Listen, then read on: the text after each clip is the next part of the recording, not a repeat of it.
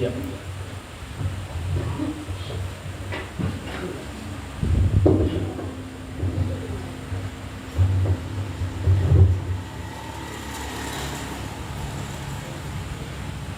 Assalamualaikum warahmatullahi wabarakatuh.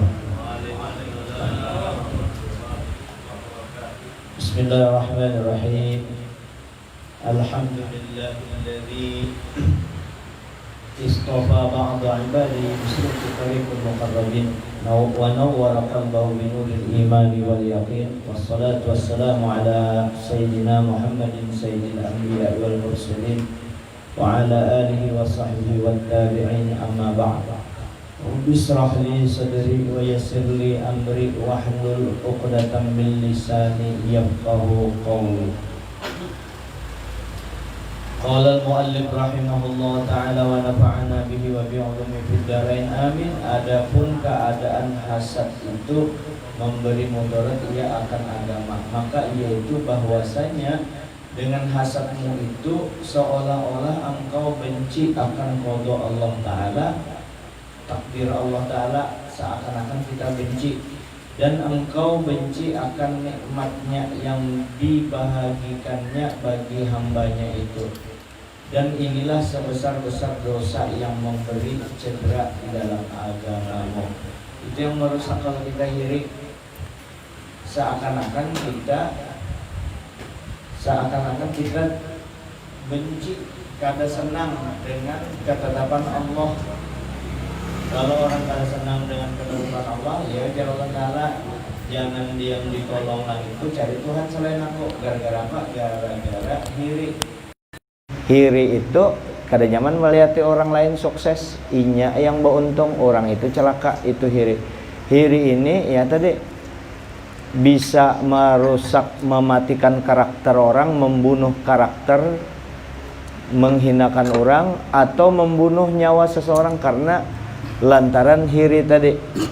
Jadi seakan-akan benci, kan orang tuh sugih, siapa yang menyugihkan? Allah Ta'ala. Orang itu alim, siapa malimkan? Allah Ta'ala. Kita kada senang, berarti sama kada senang dengan ketetapan Allah. Inilah yang sebesar-besar merusak agama, menghancurkan agama. Yang ujar Nabi sama seperti kita membakar kayu bakar, habis semuaan pahala kita gara-gara dimakan hiri dengki itu. Dan adapun hasad itu memberi mudarat atasmu, dan adapun hasad itu memberi mudarat atasmu di dalam dunia, maka yaitu bahwa dengan sebab hasadmu itu maka senantiasa engkau dapat kesakitan di dalam hatimu dan dapat kesusahan di dalam hatimu itu, karena setru musuhmu itu yang engkau hasad itu, ikam hiri awan itu, tiada sunyi daripada dapat nikmat yang diberikan oleh Allah Ta'ala baginya. Dan tiap-tiap ia dapat nikmat itu sangat sakit hatimu akan dia, dan demikian itu sebesar-besar kesusahan yang memberi mudarat akan dikau di dalam dunia. Jadi agamanya rusak, yaitu tadi kada percaya dengan takdir Tuhan, seakan-akan benci. Kedua, dari segi keduniaan, melihat orang sukses itu sakit hati kita.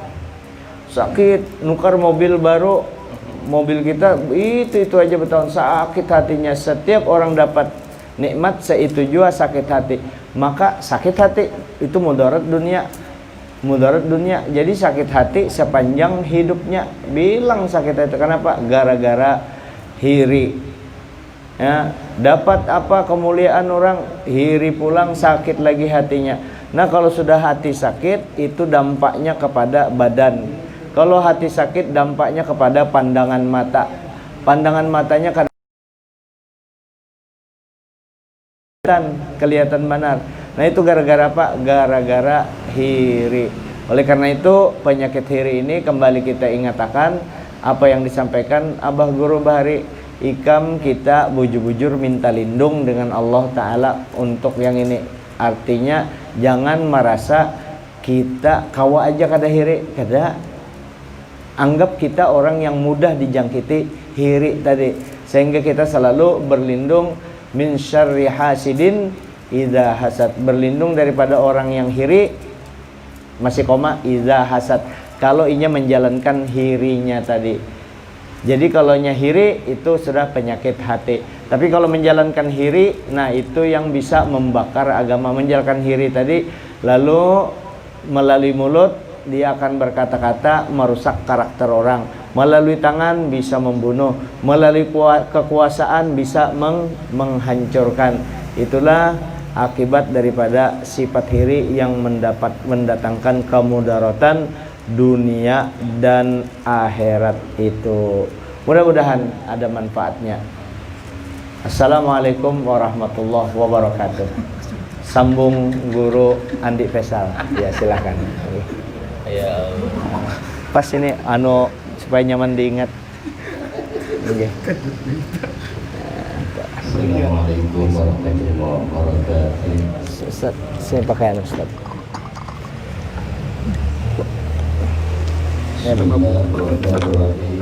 Ustaz. Asyhadu an la ilaha illallah wa asyhadu anna Muhammadar Rasulullah sallallahu alaihi wasallam.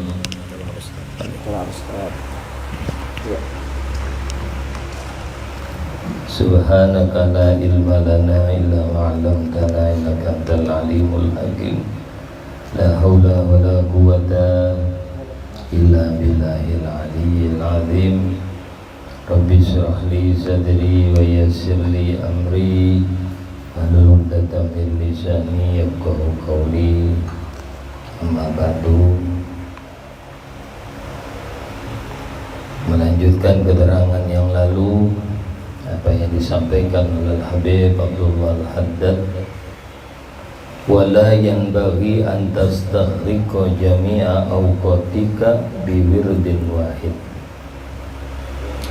dan tidak pantas engkau menghabiskan seluruh waktu-waktumu hanya mengerjakan satu wirid saja.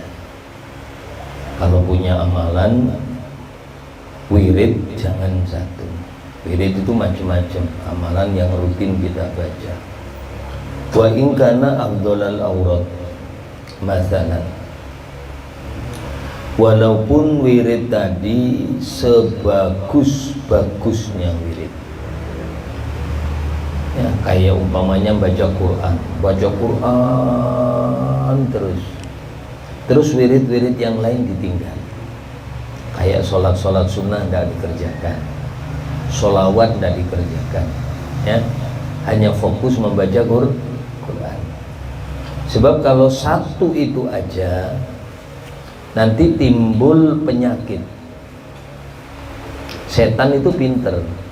Kita dikasih satu fokus, tapi ujung-ujungnya setan itu nanti mengarahkan kita kepada bosan, ya, kepada bosan. Kalau bosan, wirid itu akhirnya ditinggal. Fayafutu bidzalik barakatu ta'addudil aurat wa tanakkul fiha.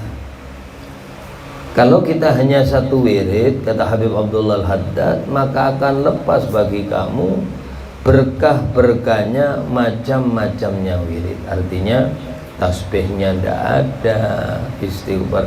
Makanya dikatakan di dalam kitab Syararatul Haddad, engkau membaca wirdul latif pagi sama sore, terus ditambahi Ratibul Haddad atau Ratibul Haddad, engkau sudah ditulis oleh Allah termasuk golongan orang-orang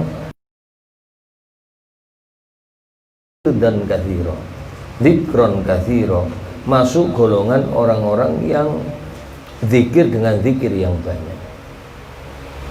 Jadi wirid itu kalau bisa kayak orang makan, ya, kayak orang makan. Orang makan itu prasmanan, itu ngambilnya nasi sedikit. Begitu ngambil ayam satu, ngambil, karena udangnya kecil, ngambil 3 dia, ya, udang 3, kemudian sate 2 tusuk, kemudian empal 1, acar sesendok. Nah, Akhirnya kayak gunung juga bebasnya gitu, ya. Kan ngambil sedikit sih. Loh, itu orang yang makan kayak gitu biasanya makannya habis. Karena begitu nasi ini dimakan, ditambahi ayam, ayam belum hilang nikmatnya, masih enak, ayamnya habis. Ganti rasa udang.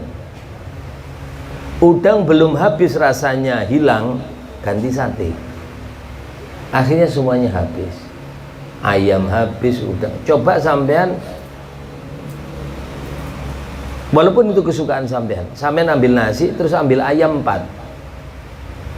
Ya, itu ayam pertama makanan masih enak. Satu ayam pertama. Ayam kedua enak mulai enek.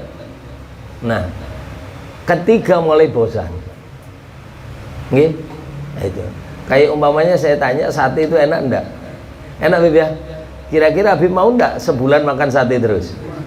Nah, bosan kalau? Nah, ibadah pun tuh. Oh, makanya kata Habib, kata saya Ibnu Athaillah As-Sakandari, tanawwa'at ajnasul a'mal litanawwi wurudil ahwal. Allah kasih kalian itu macam-macam amal. Tanawwa'at ajnasul a'mal. Ada namanya sholat, ada namanya istighfar, ada namanya tasbih, ada namanya sholawat, ada namanya Al-Quran, ada namanya puasa. Okay? Kalau kita ambil macam-macam, maka maaf, dari macam-macam amal itu nanti masuk ke hati kita, ahwal, keadaan yang ditaruh oleh Allah di dalam hati kita. Bahasa itu rasanya zikir. Makanya orang-orang, sampai lihat, orang ahli sholawat kayak ahli burda gini, orangnya itu enak, dipandang itu ayem, hatinya itu tenang, adem.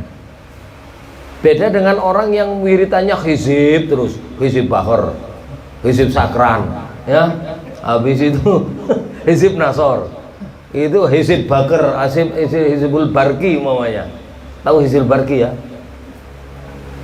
Hizibul barki itu kalau orang diginikan tekipai Pak. Jadi keroyok 100 orang, insya Allah menang. Hah? Hizibul barki, namanya aja hizibul barki. Hizib petir Bib lah.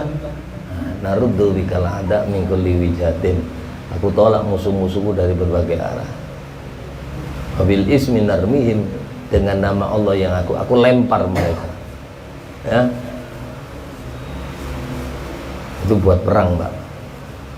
Loh, kalau orang-orang ahli hizib gitu itu bawaannya panas saja, Pak. Kepingin kelahi aja. Ya, kepingin kelahi. Makanya hizib itu yang punya hizib itu pertama didahului syahadat, terus ada lagi diredam dengan selawat. Ya, diredam dengan selawat. Jadi kita ini punya amal ibaratnya kayak wirdul latif, wirdul latif. Pagi itu kan, itu ibarat racikan masakannya Habib Abdullah Al-Haddad yang disusun melalui hadisnya Nabi Muhammad Sallallahu Alaihi Wasallam. Namanya wirdul kabir ini. Pertama Quran, Qul 3 kali, Al-Falaq 3 kali, An-Nas 3 kali. Ya, a'udzu bikalimatillahi tammati, Rabbi a'udzu min hamazati syayatin, a'udzu bika rabbi ay hadurun, aba hasibtu annama khalaqna. Quran dulu, baru lau anzalna hadzal qur'ana ala jabalin la ra'aitahu khashi'an mutasaddian sampai akhir. Kemudian sampai selawat masuk, ya. Hasbiyallahu la tawakkaltu wa huwa rabbul. Kemudian selawat, sayyidul istighfar, terus doa, tasbih. Puncak terakhir selawat. Yang katanya kalau orang baca sekali selawat itu sama dengan membaca selawat 600.000 kali. Allahumma shalli ala sayyidina Muhammadin miftahi babi rahmat. Salatan wa salaman, itu sama dengan sekali sama baca itu sama dengan baca selawat 600.000 kali. Nah kalau sampai ngulangi lagi 3 kali, Banyak sudah bilang 1 juta lebih selawat. Jadi kata Habib Abdullah Haddad, jangan amal itu fokus satu. Kadang-kadang orang tanya, utamaan mana kita membaca selawat dengan baca istighfar? Utamaan mana kita ini membaca Quran dengan istighfar? Jangan ditanya itu namanya buah si malakama. Dasar. Yang tidak bagus itu kan yang tidak baca. Ya, semuanya punya kelebihan. Istighfar punya kelebihan, salawat punya kelebihan, Al-Quran punya kelebihan. Fa inna likulli wirdin, katalah Habib Abdullah Al-Haddad, karena setiap wirid yang kita baca itu atharun fil qalbi, ada pengaruh yang luar biasa yang ditaruh oleh Allah di dalam hati. Ya, Quran, orang ahli baca Quran beda lagi, orang ahli salawat. Yang jelas itu satu, orang yang ahli salawat sama orang ahli Quran itu kelihatan tambah. Okay. Orang ahli salawat sama orang ahli Quran. Wa nuron, kemudian ada cahaya, nur daripada Allah. Wa midadana, madad. Madad itu pemberian oleh Allah, kelebihan-kelebihan. Wa makanatan, dan kedudukan minallahi ta'ala laisa li ghairihi, yang masing-masing itu antara satu dengan yang lain tidak ada pada satu pada yang lainnya. Ya, akhirnya kita gabung jadi satu, akhirnya lengkap.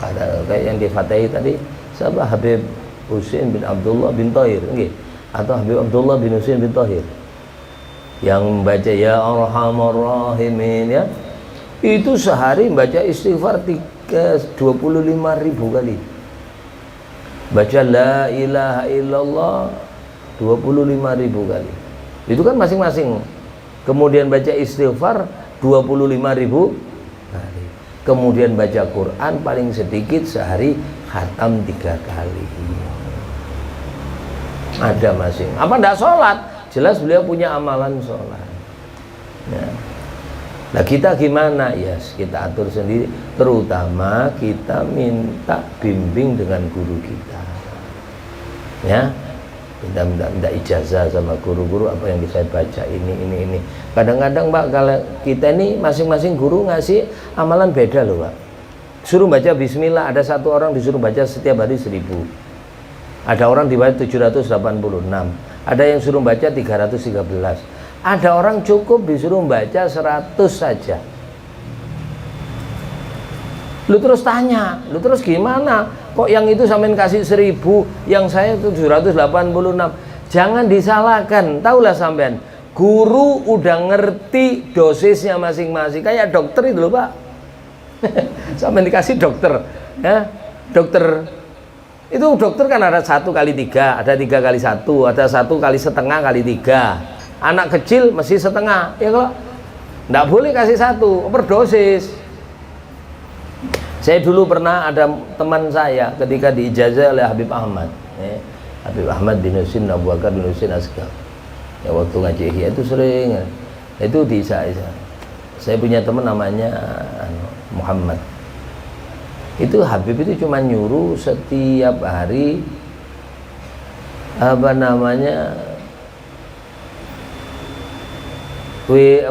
Sakran ya, Habib Abu, cukup dibaca hari sekali, cukup sehari sekali, jangan lebih. Habib Ahmad ngasih, rupanya ini nanti duhur 3.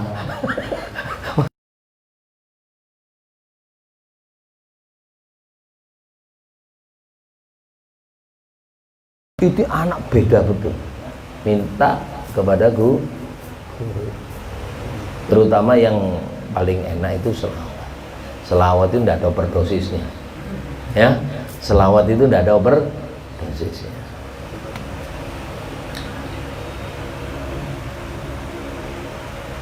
Idza intaqalta minhu ila wirdin amanta bidzalik minas sa'ama wal kasal. Nah, kalau kita pindah wirid Pak, 1 ini dikerjakan.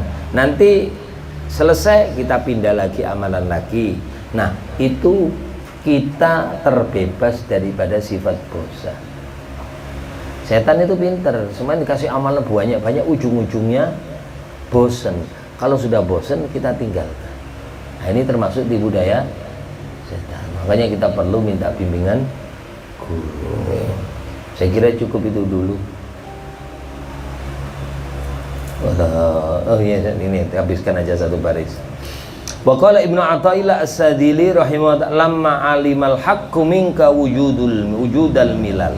Tak kala Allah mengerti daripada engkau ada wujudnya sifat bosan, ya. Lawana lakat ta'ah, maka Allah bikin kepada kamu macam-macamnya taat. Ini termasuk sholat, puasa, zikir, sholawat, istighfar, baca Quran dan lain-lain sebagainya, supaya kita tidak bosan. Wa'lam anna lil auradi atharon kabira fi tanwiril qalbi, wallahu a'lam bissawab. Moga-moga sedikit apa yang disampaikan ini membawa manfaat, membawa berkah, dan moga-moga kita istiqomah di dalam menuntut ilmu. Kurang lebihnya minta maaf. Assalamualaikum warahmatullahi wabarakatuh.